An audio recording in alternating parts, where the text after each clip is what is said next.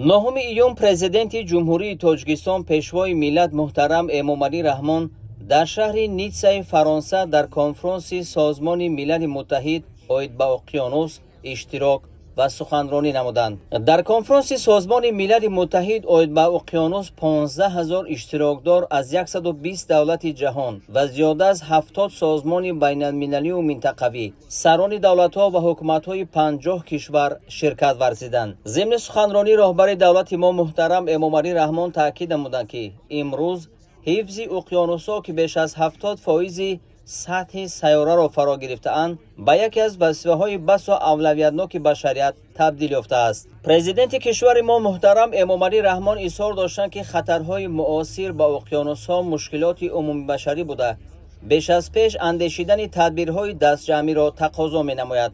به اندیشه راهبر دولت ما گرچند جمهوری تاجیکستان به واسطه به اقیانوس‌ها علاقه‌مند نباشد هم در پیشبرد روزنامه آب و اقلیم نقش کلیدی دارد.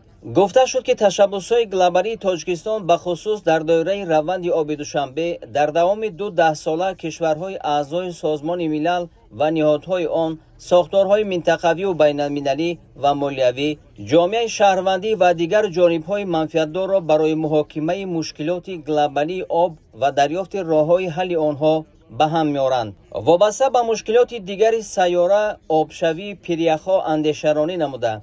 راهبر دولت ما محترم امامعلی رحمان ابراز داشتند که پریخ‌ها که یکی از سرچشمه‌های اساسی آب تازه بر شمار می‌روند، در نگهداری اکوسیستم گلوبالی نقش مهم می‌بازند. در برابر افزایش بی‌سابقه طلبات به آبشوی با سرعت پریخ‌ها و کاهش ذخیره‌های آنها باعث نگرانی عمیق جامعه جهانی گردیده است. تاکید نمودند سرور دولت ما محترم امامعلی رحمان. ذکر گردید که طبق قطعنامه دخلدار مجمع عمومی سازمان ملل همزمان 21 مارس همساله همچون روز جهانی پریخ‌ها جشن گرفته می شود و تاجیکستان روزهای 29 31 می سال روان میزبان همایش اولین بین المللی اوید به حفظ پریخ‌ها شد. پرزیدنت کشور اظهار داشتند که چاره‌بینی مذکور به یک پلتفرم مهم برای بررسی تدبیرهای مشترک بهر حل مسئله آبشوی با سرعت پریخ‌ها تبدیل یافت. محترم امامعلی رحمان حفظ اقیانوس و ذخیره‌های آب را وظیفه تمام کشورهای جهان نامیده.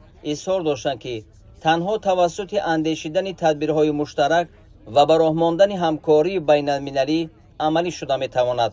در فراورد سخن راهبر دولت ما محترم امامعلی رحمان پیشنهاد نمودند که برای حفظ اکوسیستم‌های ساحلی و بحری و منطقه‌های تشکل منبع‌های آب تازه تعداد فاندهای گلوبالی و حجم مبلغ گذاری‌ها افزون کرده شوند.